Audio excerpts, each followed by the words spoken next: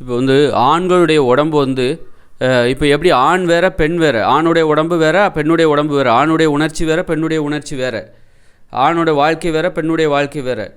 அப்போ அதே மாதிரி ஆணுடைய உடம்பு வந்து சூடானது, பெண்ணுடைய உடம்பு குளிர்ச்சியானது. ஆண் வந்து தனது உடம்பை குளிர்ச்சியாக மாற்ற வேண்டும். ஏன்னா இயற்கையில் அவன் உடம்பு ரொம்ப சூடாக இருக்குது.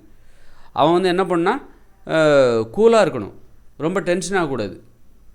டென்ஷனானால் அவன் உடம்புக்கு அது கேடாக மாறும். அதேமாதிரி பெண்கள் வந்து நல்லா கோவப்படணும், கோவப்பட்டால் சூடாகும். இப்போ டென்ஷன் ஆனால் மண்டை சூடாகுது, மண்டை சூடுலாம் சொல்கிறாங்களே, டென்ஷன் ஆனால் உடம்பே சூடாகும். ஆண்கள் வந்து டென்ஷன் ஆகக்கூடாது, ஏற்கனவே அவன் உடம்பு சூடாக தான் இருக்குது. பெண்களுடைய உடம்பு வந்து குளிர்ச்சியான உடம்பு. பெண்களுக்கு என்ன தேவை? சூடு தேவை. நம்ம என்ன சொல்லுவோம், பெண்கள்னால் நெருப்பு, பெண்களுடைய உடம்பு சூடாக இருக்கும், ஆண்களுடைய உடம்பு குளிர்ச்சியாக இருக்கும். அப்படி கிடையாது. அதாவது பெண்களுடைய உடம்பு சூடாக இருக்குதுன்னா சூடு தேவை, அதனால் சூடாக பராமரிக்கணும் உடம்பை. பெண்கள் தங்களுடைய உடம்பை சூடாக பராமரிக்கணும். ஆண்களுடைய உடம்பு குளிர்ச்சியாக இருக்குன்னா என்ன அர்த்தம்? ஆண்கள் தங்களுடைய உடம்பை குளிர்ச்சியாக பராமரிக்கிறாங்கன்னு அர்த்தம். பெண்கள் தங்களுடைய உடம்பை சூடாக பராமரிக்கிறாங்க, அதனால தான் பராமரிக்கிறாங்க, அதான் சூடாக இருக்குது. ஆனால் பெண்களுடைய உடம்பு குளிர்ச்சியானது, ஆண்களுடைய உடம்பு சூடானது. அவன் கோவப்படக்கூடாது, கோவப்பட்டால் இன்னும் சூடாகிடும். அப்போ என்னாகும்? நிறைய பிரச்சனைகள் வரும். முடி கொட்டி ஆண்களுக்கு ஏன் முடி கொட்டி போகுது, பெண்களுக்கு ஏன் முடி கொட்டுறதில்ல?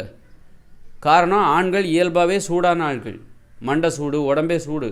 அவன் இருந்து ரொம்ப சண்டை கிண்டை, சாதி சண்டை, டென்ஷன், ஆணாதிக்கம், இப்போ அப்புறம் குடும்ப பொறுப்பு எல்லாம் அவன் தலையிலே தூக்கி வைக்கிறது. இந்த இயந்திர அறிவியல் உலகத்தையும் அவன் தலையில் பொறுப்பு அவன் கையில் ஒப்படைச்சிட்டு பெண்கள் கூலாக இருக்காங்க பார்த்தீங்களா? அப்போ அந்த டென்ஷனில் தான் அவனுக்கு மண்டையெல்லாம் முடி கொட்டி போகுது. அதனால் அப்படி இருக்கும்போது ஆண்கள் வந்து நல்லெண்ணெய் தடவணும், பெண்கள் வந்து தேங்காய் எண்ணெய் தடவணும். பெண்கள் ஏன் கோவப்படணும்? பெண்கள் வந்து கோவப்படணும். பெண்கள் உழைச்சிக்கிட்டே இருப்பாங்க, ஏன்னா உழைப்பு பெண்களுக்கு தேவை, உடம்புக்கு தேவை. ஆண்கள் வந்து ஓய்வாகவே இருக்கணும். அப்போ பார்த்தீங்களா, பெண்கள் வந்து தலைமை பொறுப்பை அந்த எப்படி இவ்வளோ பொறுப்புகளையும் தாங்கிக்கிட்டு அவங்க அந்த டென்ஷனை எப்படி இவ்வளோ வேலைகளை பரபரப்பாக அவங்க வீட்டிலே பெரும்பாலும், வெளியில் வேலைக்கு போகலனாலும், பெரும்பாலான பெண்கள் போகலனாலும் ஒரு பாதிக்கு தான் பெண்கள் வேலைக்கு போகிறாங்க. ஆனால் வெளியிலையும் வேலை பார்க்குறாங்க, வீட்லேயும் வந்து வேலை பார்க்குறாங்க. இவ்வளோ டென்ஷனை தாங்கிக்கிட்டு கூலாக எப்படி இருக்காங்க? ஆனால் ஆண்களால் வெளியில் மட்டும்தான் வேலை செய்ய முடியுது, வீட்டுக்கு வந்தால் சோம்பேறி ஆகிட்றான்.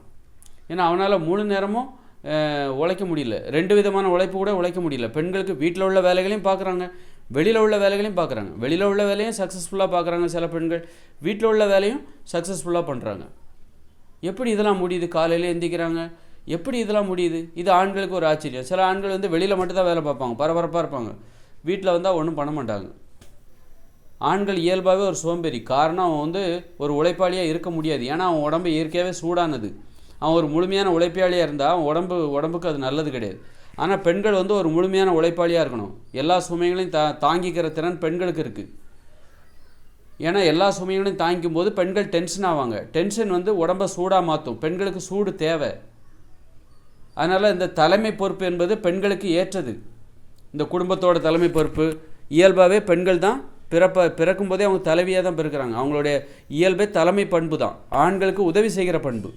தலைமை பண்பு வகிக்கிற அந்த பெண்களுக்கு உதவி செய்வது தான் ஆண்களுடைய இயல்புலே. ஆண் வந்து ஆணோட இயல்பை இன்னும் ரொம்ப தெளிவாக இன்னும் உயர்த்தி பார்த்தா அவன் சோம்பேறி தான். பெண்களோட இயல்பை வந்து இன்னும் உயர்த்தி பார்த்தோன்னு வச்சுக்கோங்க, அவர் அடிமை மாதிரி கடினமாக உழைக்கிறாள். அப்போ பெண்களுக்கு ஓய்வு தேவை, ஆண்களுக்கு உழைப்பு தேவை. ஏன்னா ஆண் வந்து ஒரு சோம்பேறி, பெண்களுக்கு வந்து உழைச்சிக்கிட்டே இருப்பாங்க, அவங்களுக்கு கொஞ்சம் ஓய்வு தேவை. அந்த மாதிரி பெண்கள் வந்து அதே நேரத்தில் வந்து பெண்கள் உழைக்கணும். அப்படி இப்போ ஆண்கள் வந்து ஒரு ஓய்வாகவே இருக்கணும். ஆண்களுடைய வாழ்க்கை முறை எப்படி இருக்கணும்? மென்மையாக இருக்கணும். பெண்களுடைய வாழ்க்கை முறை கடினமாக இருக்கணும், ஒரு டென்ஷனாக இருக்கணும். குடும்ப பொறுப்பு, ஊரோட தலைமை பொறுப்பு. இயற்கையோட இணைந்த மனித வாழ்க்கைன்னு பார்த்திங்கன்னா மக்களுக்கு வந்து கிராமம் தான் வாழ்வாங்க. அப்போ கிராமத்தோட தலைமை பொறுப்பு. அப்புறம் ஒவ்வொரு கிராமத்தில் 30 தெருக்கள் இருக்கும், 30 தெருக்களுக்கும் பெண்கள் தான் தலைமை பொறுப்பு.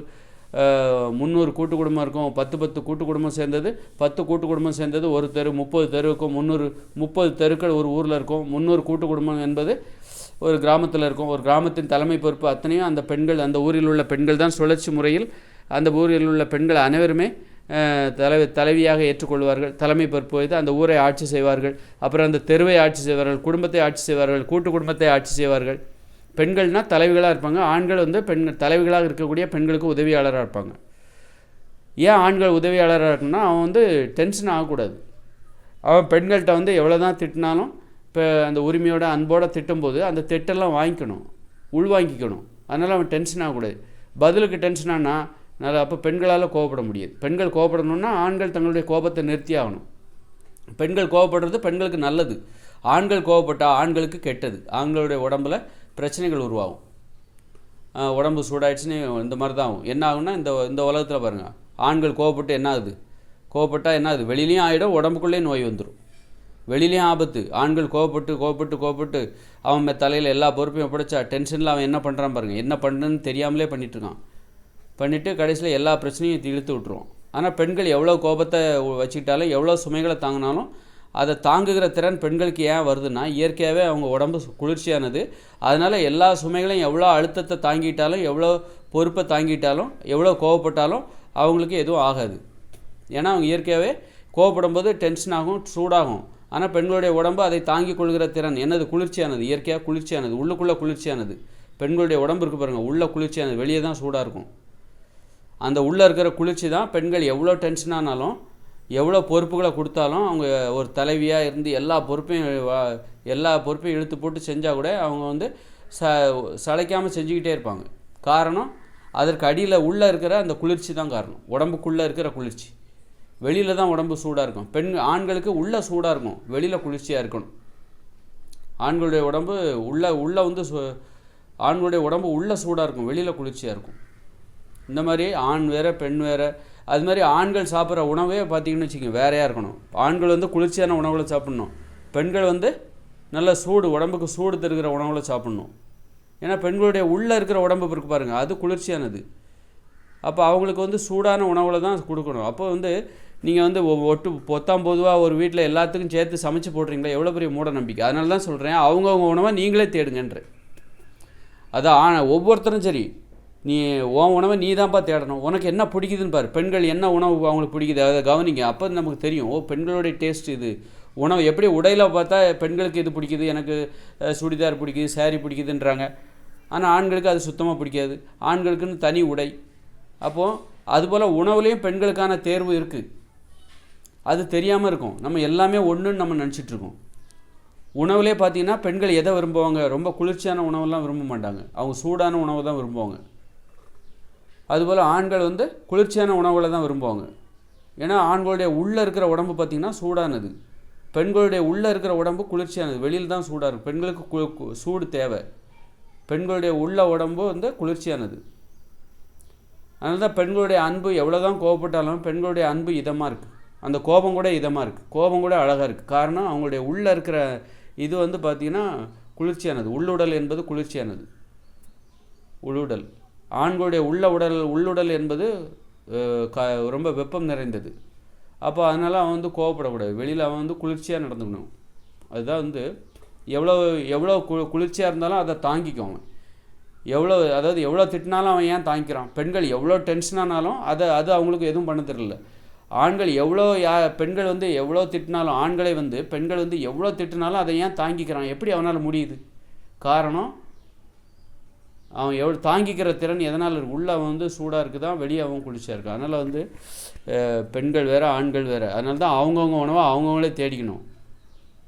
அவங்களுடைய விருப்பம் பாருங்கள். பெண்களுடைய விருப்பம் எல்லாத்துலேயுமே வேறு வேறையாக இருக்குது. ஆண்களுடைய விருப்பம் எல்லாமே வேறு வேறையாக இருக்குது. அதுமாதிரி உணவுலையும் ஆண்கள் வேறு உணவை தேட வேண்டும், பெண்கள் வேறு உணவை தேட வேண்டும். பெண்களுக்குன்னு தனி உணவு இருக்குது. அதை அவங்க தேடும்போது தான் நம்ம கண்டுபிடிக்க முடியும். என்ன உணவுன்னு நான் என்கிட்ட கேட்டால் அது தேடும்போது தான் தெரியும். நம்ம தான் அப்படி ஒரு தேடலே இல்லையே. பொத்தாம்பொதுவாக வீட்டுகளில் இருந்து எல்லாத்துக்கும் சேர்த்து மொத்தமாக சமைச்சு போட்டுட்ருக்கோமே. எல்லாத்துக்கும் ஒரே சாப்பாடு தான். அந்த ஆணுக்கும் பெண்ணுக்கும் வித்தியாசமே இல்லை.